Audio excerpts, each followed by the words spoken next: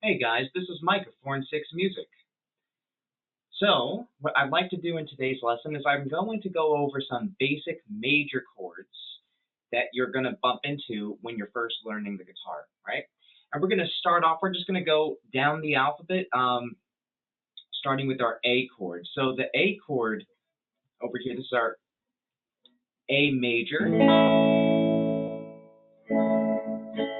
And for this one, it involves 5 strings. So we're going to be starting from our A string over here. And then we're going to use our first, second, and third finger.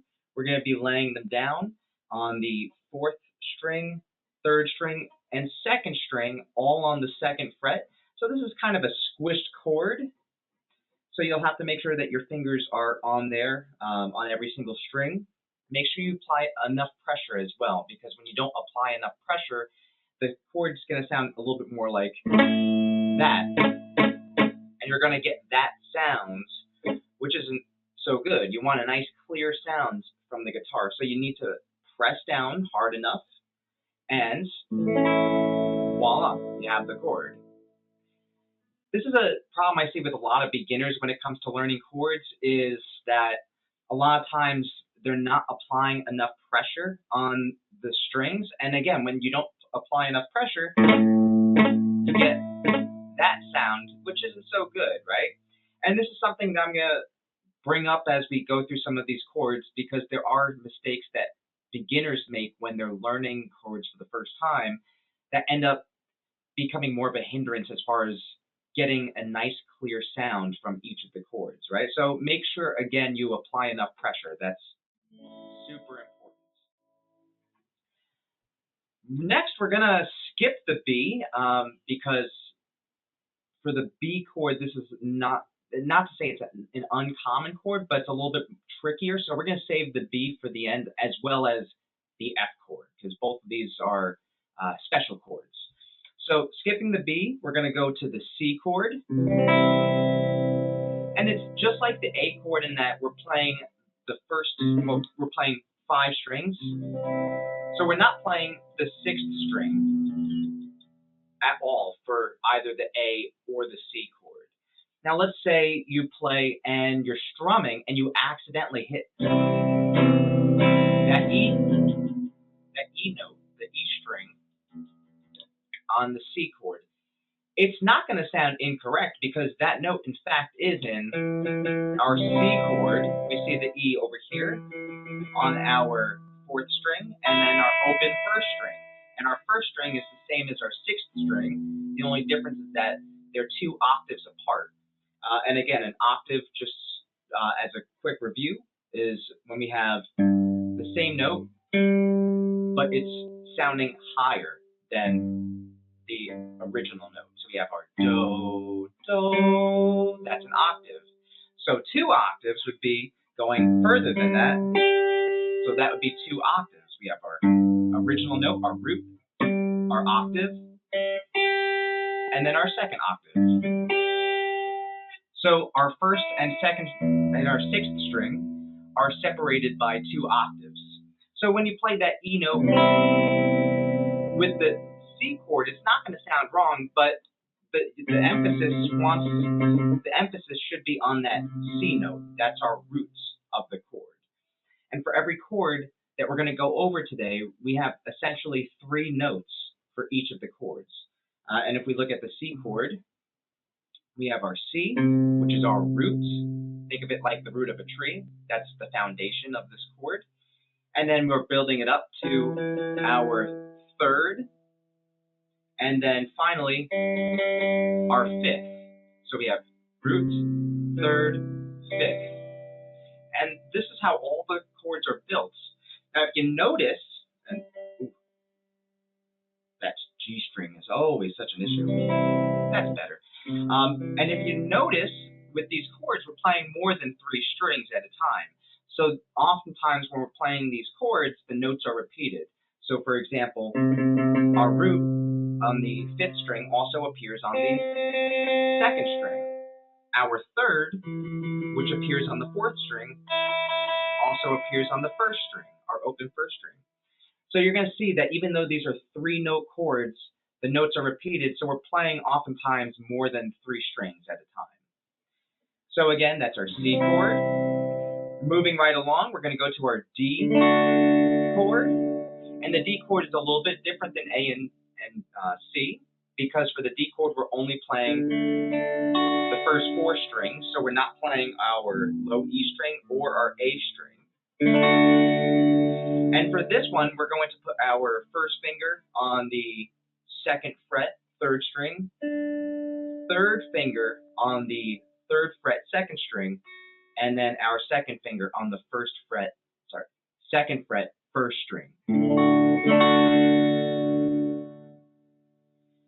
So a lot of times when students are learning chords, they're not always going to follow the finger placement that they see on chord diagrams. So I'll put a chord diagram over here so that you can see what that looks like. And the chord diagram is essentially telling you where to place your fingers. It's also telling you which fingers to use.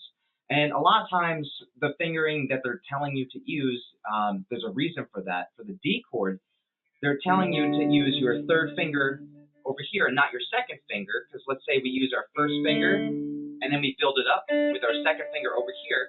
Our 3rd finger has to get to that 2nd fret on the 1st string, but that 2nd fret is behind the 3rd fret, so it's not really going to be possible to move that finger back there.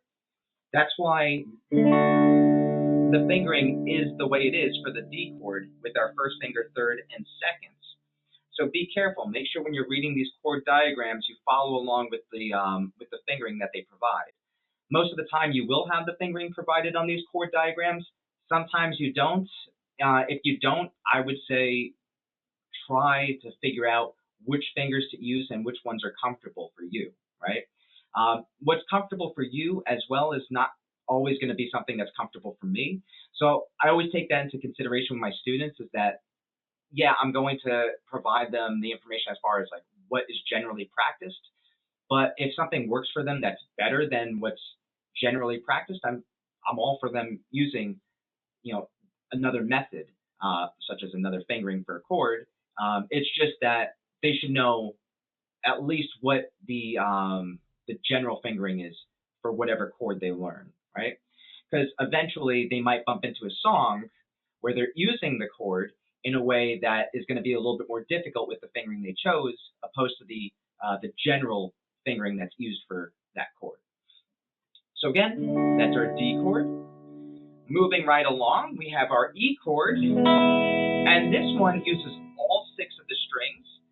And if you see, we are going to build up again with our open 6th string, and we're going to put our 2nd finger and 3rd finger on the 2nd fret, 5th string and 4th string respectively, and then we're going to add our 1st finger to the 3rd string of the 1st fret,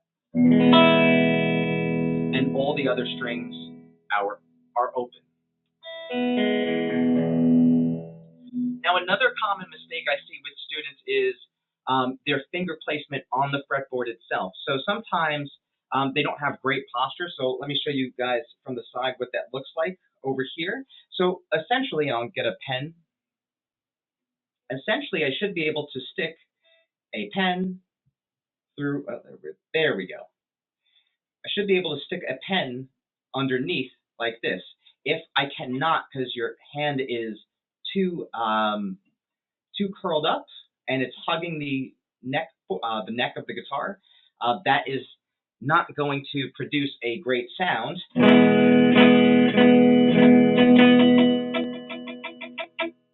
So we cannot hear that some of those strings,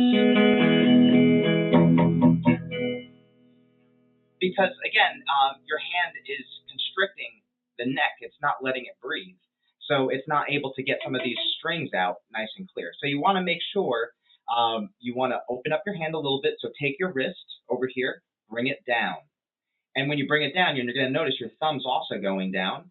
I'm not really much of a stickler when it comes to the thumb peeking out from behind, such as this. Sometimes there are teachers who are much more hardlined about that. I had a professor in college who actually he saw me practicing in the hallway one time because that's what I would do when I had a little break in between classes. I'd practice my guitar in the in the hallway at a table or whatnot. And I was practicing, and I guess my thumb was peeking out from behind the the fretboard, sorry. And my guitar teacher, he saw that, and he was correcting me right away, just telling me, Mike, what are you doing with your thumb? Why is it peeking out? It should be behind the neck. So there are going to be teachers who are a little bit stricter about that. I am not so strict about that, so long as the chord comes out nice and clean. And again, you're exhibiting good posture otherwise, because your thumb can peek out like this. But again, if I use the pen rule, I should be able to stick a pen, there we go, in between your hand and the neck. So that's super important. Again, the thumb, it can be behind the neck, and generally for me, it will be, but there are times when I play where my thumb does come out from behind the neck, just like that. So again, proper posture, that's the most important thing when it comes to getting the chords out nice and clean. You also want to make sure that your fingers are arched as well. That's super important, because if they are not, let's say they are down like this, well, first of all, you're not going to get the pressure on these strings. And even if you do get pressure, your finger is going to be in the way with the strings below. So let me use some of these notes as an example. So when I'm doing this, and I'm not arching my fingers, see, just like that. Instead, it's down like this. If I try to play that, the fourth and the fifth string, the fourth string is kind of coming out, but that fifth string is not. Then if I try to play the second string, that is also not coming out. And the reason why that is because my first finger, which should be on the third string, that is coming out, but then that second string is not coming out. Well, that second string should be open, but what's happening is that my first finger is in the way of that open string because it's not arched. So you want to make sure, again, you arch your fingers just like this. And if you're not sure if you're doing it, just, again, look at your fingers and make sure it arches. If it's not arching, if it's just going like straight like this, your chord's not going to sound as clear as it could sound if your fingers are arched. So make sure you do that. That's super important, and that's a mistake I see all the time with beginners. Finally, moving right along, again, we're going to skip our F chord for now because that's a totally different chord from these others. All these chords are open chords, meaning that they involve open strings. The next one we're going to do is G, and I'm going to show you two different versions of G. One I do prefer over the other, but it's good to know both. So this is the most common version of G. Uses 3 fingers. Our second finger will be on the 6th string 3rd fret, first finger on the 5th string 2nd fret, and then our third finger on the 1st string 3rd fret with all open strings in between. And again, it's important that you arch your fingers, especially for a chord like this that's wide, because if you don't and you put it down, there we go. We don't have clear open strings. And you'll hear the strings I'm fretting, but you're not going to hear some of those open strings when I'm not properly placing my finger on the guitar. So it's important that you arch your fingers. So that's the first way of playing the G chord. The second way is the same thing essentially, but we're going to take our third finger, we're going to move it up to the 2nd string, still the 3rd fret, and then we're going to add our pinky. So this is the first time we're incorporating our pinky, and we're going to put that onto the 1st string 3rd fret. And that's the G chord I usually prefer. I just think that sounds so much nicer, which is funny because for this chord, and I'm going to go into a little bit of theory for this, when I'm playing this first G chord I showed you, we have our B over there, which is our 3rd. So for all of these chords, again, they're 3-note chords. We have our root, third, fifth. Generally, the most important note in the chord is not actually the root, it's the third. So the third is going to determine if a chord is, let's say, major or minor, because the only difference between a major and a minor chord is the third, right? So for this original, this first G chord I showed you guys, on that second string we have our third. If I go to the second version of the G chord with the pinky, we have our fifth over there on the second string instead of the third, our D note. I think for, again, for this fingering, for this particular G chord, I just think this works a little bit more. I like the sound of it a little bit more. But, you know, that's just my personal tastes. I know guitarists who like this version, and I know guitarists who like that version. And it also depends if you're, as far as choosing which one to play, it's important to listen and to whatever song you're learning and figure out which one they're using. I would say 9 times out of 10 they're using that first version. They're not going to be using the second version, but you do hear the second version. You do hear it quite often. Just most of the time, that first version of the G chord is the one that's going to be used. All right, so moving right along to our next 2 chords, the ones I saved for last. These are what we call our bar chords. So a bar chord is essentially where we take our first finger and we bar it across the fretboard, across a fret, not the fretboard, not across that whole area. We bar it across the fret, just like this, and then we add a shape over that. And to illustrate this, I'm going to actually go back to our E chord. So here's our open E that we just learned before. And this time we're going to use an alternate fingering for this, right? And we're going to incorporate our pinky for this one. So what we're going to do is we're going to not use our first finger. Our first finger is going to be off to the side like this. We're going to add our third finger on the 5th string, our pinky, 4th finger on the 4th string, and then our second finger, our middle finger on the 3rd string. And what we're going to do is we're going to move that same exact shape up 1 fret, just like this. And if you play it, it's a very nice sound. This would be like what you would hear in flamenco music, for example. That shape being moved up and down the fretboard like that.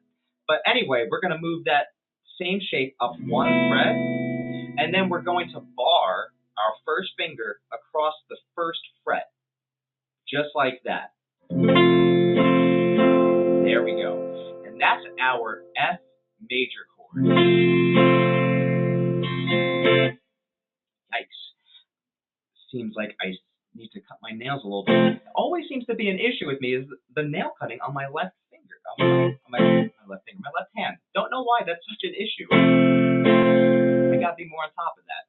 So anyway, that's our F major chord. Again, a bar chord. And the easy way to think of this is, think of it, as far as the F goes, think of it like an E major chord. Again, that's our root. That's how we get the name of the chord. That's our E. So when we go up 1 fret, that new root is our F chord. Sorry, that new root is F. And then we build the same exact chord that we played for the E chord. The only difference is that we're going up 1 fret. And the nice thing about bar chords is that they move all around the neck. All you would have to do is memorize the notes on the 6th string so that you can tell what the root is, and then that will help you in naming the chord. So for example, that 1st fret is our F chord. If we go up to the 3rd fret, that's our G chord. That's our G note. So let me play the difference between an open G and a bar G chord so you can hear the difference between them. That's our open. That's our bar. So it depends, again, on the song and what the person is playing, as far as whether it's a bar chord, whether it's an open, or what type of open chord is being played as well, right? Maybe there's a variation on it, like we saw with the G chord. So that's our F chord, again, our bar chord. And don't feel discouraged if you don't get it the first time. These bar chords are pretty difficult. They're not completely beginner chords, but it's not a bad idea to encounter them early on so that you can practice them and get used to the way they feel. The most difficult thing about this is, again, just keeping that posture while barring your first finger. You, again, want to make sure that your fingers are arched and that you're applying enough pressure. That's the most important thing with these bar chords, because if you don't do that, it's going to sound like that. When I hear that, I know, okay, that's not enough pressure. If I hear this,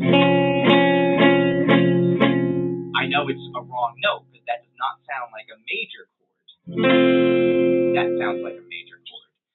And when you're playing these chords, really try to internalize them. Try to remember the way that they sound, because that's going to help you when you're learning different variations of these major chords. So for example, going to our, well, I'll use the next chord as an example just to show you a different variation. So our last chord, our last bar chord, our B bar chord, I have two different versions to show you, right? Both are actually using different fingers as the bar. So the first version that you usually see, this one I am not a huge fan of because it is a little tricky. This one does use the first finger as a bar. And for this, I'd say think of the A major chord when thinking about the B bar chord. So for the B bar chord, unlike the F bar chord, we're only playing 5 strings, not 6. And what you're going to do is, instead of using these fingers for the A, let's use alternate fingers. So instead of building up from our first finger, first, second, and third, we're going to build up from our second fingers, second, third, and fourth. And we're going to bring that up to not 1, but 2 frets. Sounds very nice. And then we're going to take our first finger and we're going to bar it over the second fret. And that's our B major chord. Now this is tricky because you want to make sure that you get that first string as well. So your fingers need to be arched. And this is particularly difficult because one of the fingers you have to arch is the pinky. And if you're not used to using the pinky, that's going to be very easy to not arch, to not play it with the proper posture. And if you don't do that, it's going to sound like that. No good. So you want to make sure proper posture and you're adding enough pressure to the strings, right? So that's our first version of the B major bar chord. The second version, we're actually not going to use our first finger to bar. We're going to use our ring finger to bar, and we're going to bar the fourth, third, and second strings, and we're not going to play that first string because, again, when you see these chords, these are 3-note chords. Some of these notes are repeated when we're playing these chords. So when we're playing that, that's our fifth, which we see on the fourth string. Can you hear this? Can you hear how it's similar? Fourth string, first string. So they're similar. They're just separated by 1 octave. So you don't need that F sharp in the first string. All you need to do is play that over there, and you got yourself a B major chord. Again, this is just a second version of the B major chord. Usually when I'm playing the B major, that's the one that I'm going to be using, though there are times when I will be using that as well. And what's going to make me determine which one I use is, again, the song that I'm playing, which chord is being used in the song. But also, let's say I'm playing a song and I don't know which one to use. I'm going to listen to that top note, and I'm going to see what chord is coming after, what chord is before, and how that sounds with the top note in particular. And this has to do with voice leading, which we'll talk about in another separate video because that's definitely a little bit beyond beginner, and this is more so a beginner video. But just know that I take the first string note into consideration. So maybe sometimes I want that sound for the B chord. Sometimes I want that sound for the B chord. It just depends, right? And as you get more experience and you start playing more music, you'll start to develop an intuition as far as which chord to choose and where it will be placed and where it should be placed and all that, right? So the last thing I want to touch upon, because we got through all the chords now, those are all the basic chords that you are going to bump into as far as our major chords go, is getting the sound of the chords in your head. So let's say we're playing a different version of our B. So we might be playing this version.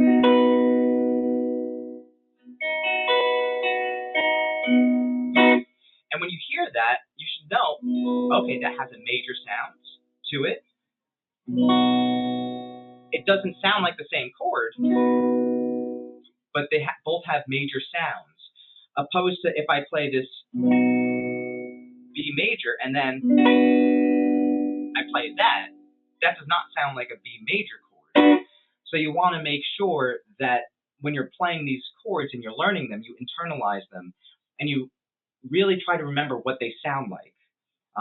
Again, you don't have to like play a chord and know, okay, that's an E major chord. You don't, not that. Just know that this is a major chord. And then, okay, that's a minor chord, different sounding than a major. And that's what we're going to get to in the next video. So I hope you guys enjoyed the lesson. I hope it gave you guys some advice as far as what mistakes you're making on some of these chords. And again, this is just a beginner lesson. Beyond beginner, I would expect that if you are beyond the beginner stage as a guitarist, you should know all those chords. There's no reason why you shouldn't. So let's say you're more of an intermediate player, and if I say, hey, can you play an E major chord, for example, and you don't know what I'm talking about, that's a problem. That's something you have to review, right? Because once you're at the intermediate level, these beginner chords, which I give to my students who never played guitar before, those are chords that you should have down packed. Those are chords that you're going to be seeing a lot of over various different types of music, songs, repertoire, all of that. So again, if you're unfamiliar with any of those chords, practice them, remember them, memorize them, internalize them, remember what they sound like. And again, look through all the mistakes that we talked about today and make sure that the chords are coming out nice and clear. And if they're not, look at things such as your posture, such as your finger placement, such as the pressure on the fretboard. You want to make sure you're adding enough pressure as well, because if you're not, then the chords are not going to sound very clear. They're going to sound very muddy, right? So anyway, hope you guys enjoyed the lesson. I'll see you guys in the next one. If you'd like to book a lesson with 4 and 6 music, you can fill out a booking form in the description box below, and I'll get back to you within 24 hours. See you guys on the next one. Rock and roll.